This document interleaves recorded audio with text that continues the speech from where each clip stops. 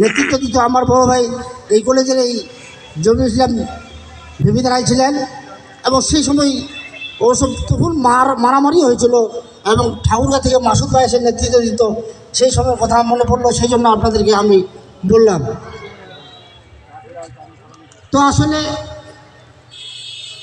বাপেরও বাপ আছে বলে, যেহেতু উপজেলা কমিটি আছে, সভাপতি সম্পাদক, আপনাদেরকে দৃষ্টি আকর্ষণ করব, আপনারা প্রতিটি ইউনিয়নে খবরাখবর রাখবেন, কী কী পর্যায়ে আছে, কী কোন্দল আছে, সেই বিষয়ে আপনারা সজাগ থাকবেন এবং এটা দেখবেন।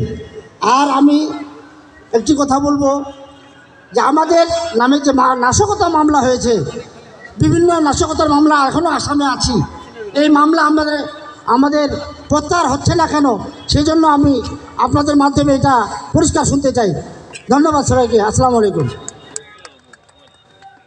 ধন্যবাদ। এই পর্যায়ে উপজেলা মৎস্যজীবী দলের সম্মানিত সভাপতি আবু হানিফা ভাইকে বক্তব্য দেওয়ার জন্য অনুরোধ করছি। ওনার সংগঠনের কি অবস্থা, ইউনিয়নে কমিটি হয়েছে কি না, কয়টা হয়েছে, এই বিষয়গুলোতে উনি জানাবেন। বিসমিল্লাহির রহমানির রহিম।